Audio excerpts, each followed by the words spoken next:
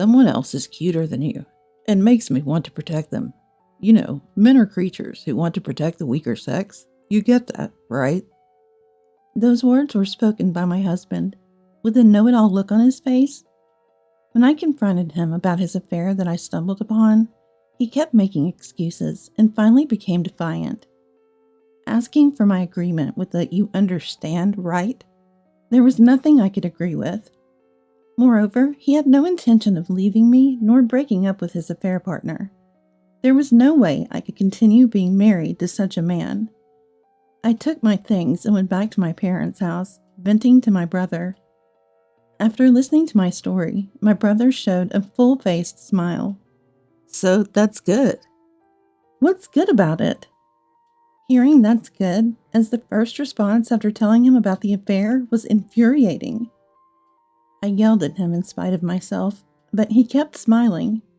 Then, I noticed a fierce anger in my brother's eyes, not matching his smile. My name is Rolla. I'm 31 years old. Jim and I were colleagues at the same company. Since joining, we consulted each other about work and supported each other, becoming friends who could talk about anything. We often went out for drinks, deepening our relationship by talking, not just about work, but also about personal matters. A few months later, after a company drinking party, it became just the two of us going home, and that's when Jim confessed his feelings. Drawn to Jim's bright, sociable, and incredibly kind and easy to talk to nature, I didn't hesitate to accept, and we started dating. Even while dating, we consulted about work and would have meals together after work, smoothly continuing our relationship. Both of us loved seeing different sceneries, so we went on trips on weekends, and even traveled abroad during long vacations.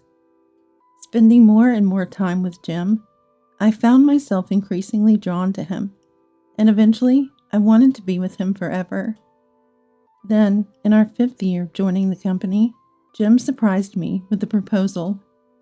I remember not being able to stop my tears of joy when he opened the ring box in a private room of a glamorous restaurant. There was no need to refuse, and I accepted the proposal right there. Sharing a common love for breathtaking views, especially of the sea, where we had many memories, we decided to have our wedding with the ocean in sight. Blessed with good weather, it was the best day. Loving my job and wanting to talk more about work with Jim, I planned to continue working at the same place after marriage. But working in the same environment as a married couple proved to be difficult, so I transferred to a different branch where I could continue with similar job responsibilities. 3 years into our marriage, we're still happily married. We go out to eat several times a month and travel a few times a year. We have a good relationship with Jim's parents and lead a happy married life. To outsiders, we must have seemed like the perfect couple, and I felt the same way. However, that perception only lasted until this day. One day, since the next day was a holiday, Jim and I had planned to dine out leisurely after work as usual. But when work was winding down, I received a message from Jim. Sorry, Rolla, something came up today, and I've been invited to dinner by a client. They've been really good to us lately, and I couldn't say no, so I can't make it to our dinner.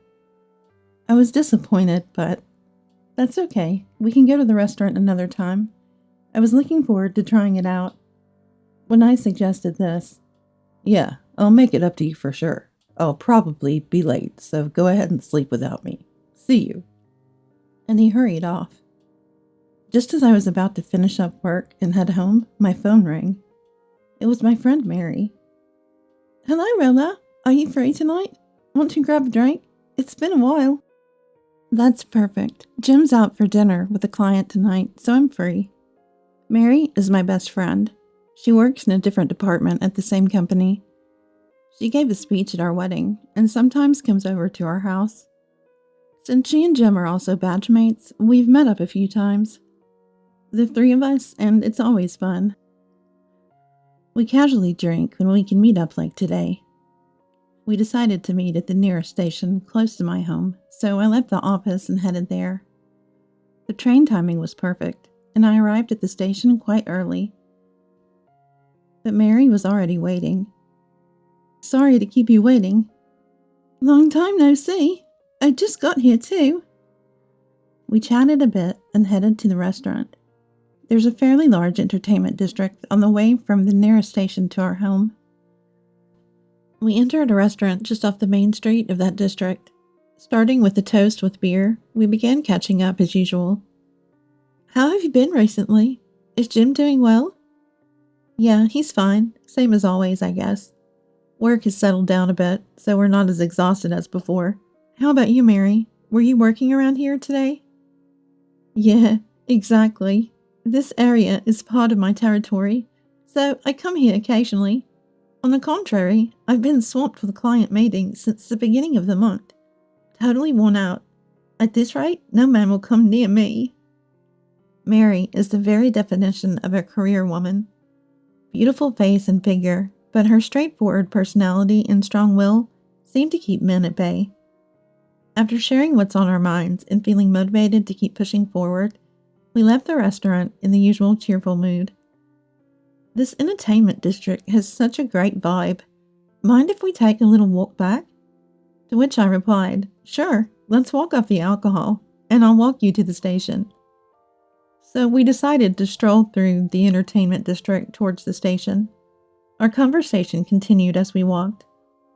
Rolla, you're lucky. You found a good husband, and your married life seems to be going well. Are you thinking about having kids soon? Well, we don't really talk about it much. We both love our jobs, and I worry about how pregnancy might affect my work. We think someday, but it's hard to find the right timing. As we talked and walked, a certain restaurant came into view. It was the restaurant Jim and I were supposed to dine at today. Its windows were made of glass, allowing a view into the dimly lit, elegant interior. The orange chandeliers inside were probably dimmed on purpose. Just as I thought, I'd like to come here next time. I spotted a familiar figure. I stopped in my tracks. Rolla, what's wrong? Unable to respond to Mary, I kept my focus on the restaurant. In my line of sight was Jim. Sitting across the table from him was an unfamiliar woman. She seemed a bit younger than me, wearing clothes that exposed a lot of skin. Jim had said he was dining with a client today, but the woman sitting opposite him didn't seem like a work-related acquaintance. They were chatting and laughing. Isn't that Jim? What's going on? Mary seemed to have noticed Jim inside the restaurant too. I didn't know what to do, shocked. Seeing my reaction, Mary spoke up. Rolla, maybe you should confront him directly. Yeah, you're right. I took out my mobile phone from my bag and took a photo of Jim and the unfamiliar woman. As I calmed down, anger started to well up. Mary suggested, Do you want me to come with you to confront him? He might be more likely to tell the truth if it's both of us. As we reached the station, Thank you, but it's a family matter. I'll talk to him myself. But I declined. After parting ways with Mary, I struggled to contain my growing anger on the way home. About an hour after I got home, Jim returned. I'm home. Welcome back. How was your dinner with the client? It was tough. They wanted to go to a second place because they drink a lot, but I guess I made a good impression. Right after Jim finished speaking, I showed him the photo on my mobile phone. Is this the person from the client side? Quite young, isn't she? Her outfit doesn't seem suitable for work. Did she change before meeting you? Why? You didn't follow me, did you? Of course not. I was out with Mary. We just happened to see you on our way back. Is she really a client? Which company does she work for? Having dinner in such a fancy restaurant? Well, What, can't answer? She's not someone you need to hide from me, right? I'm sorry. Sorry? Are you cheating? Is this woman your affair partner? Answer me. Yes. I broke down crying. Why? Why is this happening? I thought we were doing well. It's your fault. You're always busy with work and take care of home, but I wanted you to pay more attention to me. You are strong and independent, but that girl is cute and makes me want to protect her. I eventually found it more enjoyable to be with her than with you. Hearing those words, I was devastated. Did Jim no longer have feelings for me? He's clearly fallen for his affair partner. I would have preferred it if he had just said it was just for one night, or only about physical attraction. I couldn't stand it any longer, and packed the essentials before storming out of the house. Dragging my carry-on, I barely caught the last train home to my parents' house. The journey home felt longer than usual. I can't remember what I was thinking. Maybe I was too hurt to think about anything at all. Before I knew it, I was standing in front of my parents' house. I had a key, but since I hadn't called ahead, I rang the doorbell. My brother David opened the door. David? It's been a while. What are you doing here at this hour? David is all about his work. After graduating, he worked for a major corporation for 3 years before starting his own business. His sales have been steadily increasing, and now he's the president of a company with dozens of employees. He hardly ever comes home, and he even missed my wedding because of an important business deal. I was told by our parents that he got married a year ago, but they didn't have a ceremony, so I only briefly met his wife and didn't have a deep connection with her. This was my first reunion with my brother in years. What are you doing here, David? How are Mom and Dad? What am I doing here, you ask? It's my parents' house, too. So I thought I'd come back and do some filial piety for Dad and Mom. By the way, they're currently on a trip to Hawaii, using the travel vouchers I gave them. Didn't expect to be house-sitting. His cheerful nature hasn't changed. A bit too carefree, perhaps, but he's the type to make bold moves. I bet his employees find it a great place to work. So, Rolla, what brings you here at this time? I was so surprised to see my brother that I had forgotten why I'd come back home. Sorry, I had some trouble at home and needed somewhere to stay for a while. Of course, it's not my house, but it's fine. Your room is still available. Come on in. Once you've settled down, I'll make some coffee. I'm here to listen. I felt comforted by my brother's warmth. I decided to take a shower first, leaving my luggage in my room. I felt a bit refreshed, but couldn't calm down. Anger was bubbling up inside me. When I entered the living room, my brother was watching TV. Feeling refreshed? I'll make some coffee then. He turned off the TV, and, as he said, I sat down and began to sip coffee while recounting today's events. How we had been getting along as a couple, how we had made plans to go out for dinner as usual, how he canceled our plans, saying he had dinner with a client, the drinking session I had with Mary, and while showing the photos on my mobile phone to my brother, I said, "On the way back from drinking, I saw Jim and this woman at the restaurant we were supposed to go to. When I confronted Jim, after he came home, he admitted to the affair, saying he found this girl cuter and felt more protective over her." I told him through tears. My brother listened to the entire story while staring at my mobile phone. After I finished, he looked up and said something I never expected. I thought he would comfort me, tell me to leave such a man, be on my side. However, with a beaming smile, he said, "Rolla, that's great." I involuntarily slammed the table and stood up. "What's great about it?" Saying that, I returned to my room.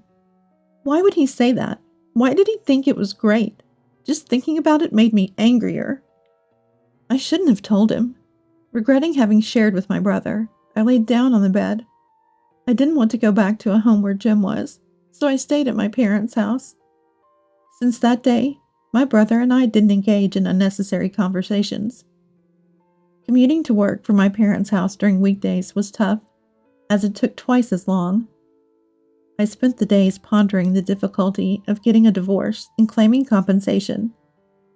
A week later, on the weekend, I decided to relax in my room and play mobile games for the first time in a while. Just as I was thinking about getting some lunch, the house's doorbell rang. Who could it be? Having visitors was rare, so I went to the door. There stood Jim, apologizing deeply to my brother. Why? Shouldn't he be apologizing to me? Then I heard my brother's voice. Never thought the other party would be you. I'm sorry, I didn't know. Jim seemed to be apologizing to my brother as usual. Betty is cuter and more worth protecting than Rolla, huh? Betty? The only Betty I know is my brother's wife. I was confused about what was going on when my brother continued. Recently, Betty has been acting fidgety and obviously keeping secrets from me. Her expression wasn't good when I talked to her. I gradually started to suspect she was cheating. I was thinking about hiring a detective agency when Rolla came back home.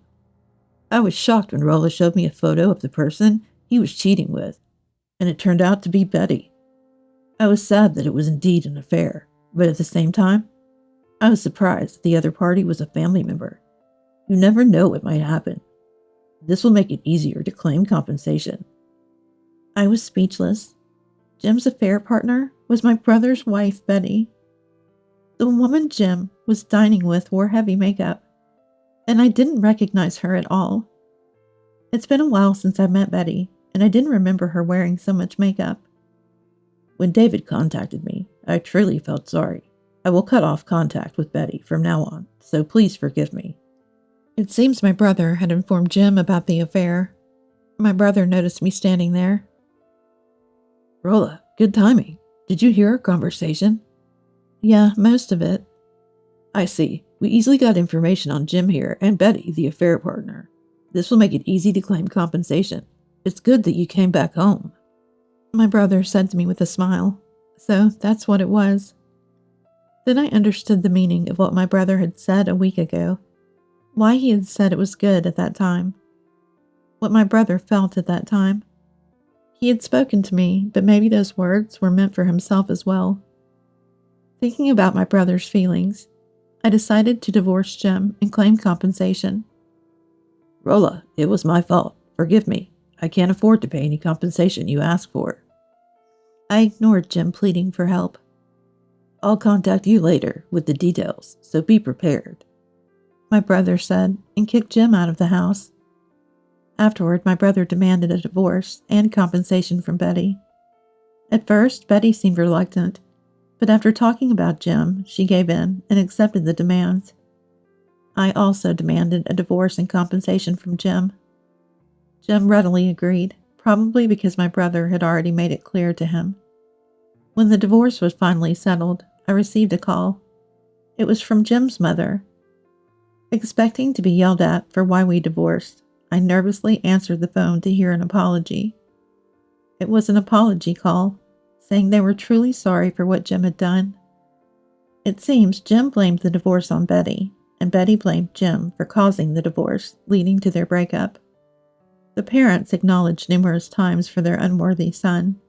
They said they had disowned Jim. Hearing this from my in-laws made me feel somewhat relieved. Jim is now disowned by his parents, with no one to rely on, all alone. I decided to start anew.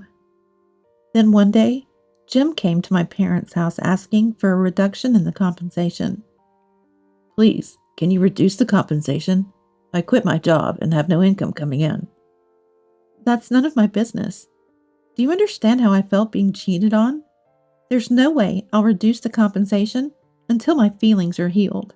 Get out, I said, and turned him away. But the next week, and the week after that, he kept coming to my parents' house asking for a reduction in the compensation. No matter how many times you come, the compensation won't change. If you keep coming here, I'll call the police.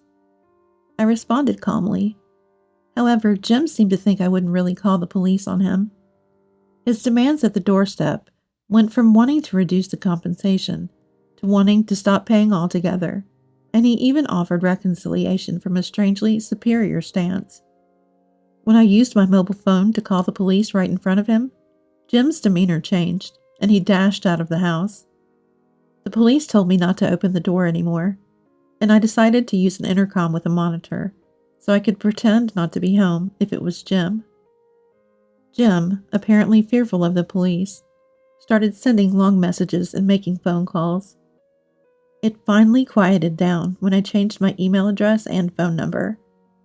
Jim tried to come to the branch where I work for no reason, and even begged a close coworker to get in touch with me, becoming a nuisance at both the main office and the branch.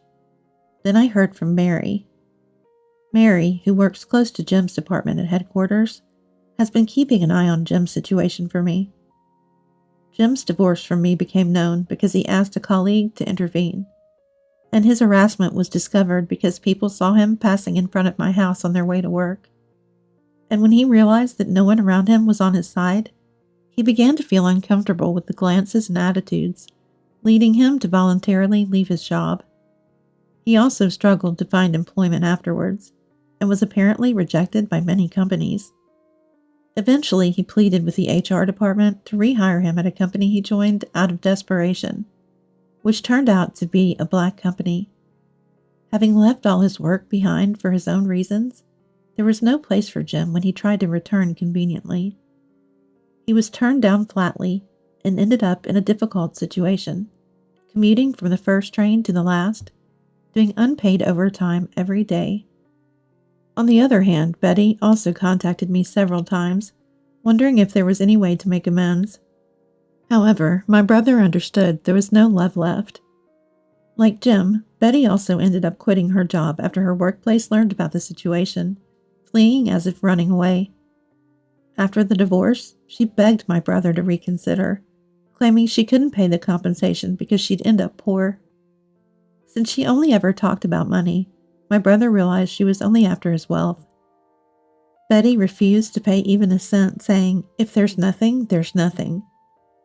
Of course, my brother didn't let it go and contacted Betty's parents. Her parents, who didn't even know she was divorced, were very flustered and apologized, paying the money on her behalf. Betty thought it was all settled with that, but her parents were furious, saying they had only fronted the money and demanded it back. Now Betty is working in harsh conditions every day at a farm run by her parents. Afterwards, my brother and I started to keep in touch more regularly. We share updates and how we've been feeling lately, appreciating the novelty and the value of family, something we hadn't done much before. My brother is still busy with work, but seems to be enjoying his days. It wasn't easy for me to recover right away. The shock of the affair and the change in my living situation due to the end of my marriage was stressful. However, with lots of encouraging words from family, bosses, coworkers, and friends, I now see it as a valuable experience and have a positive outlook. Currently, I'm enjoying single life without considering marriage.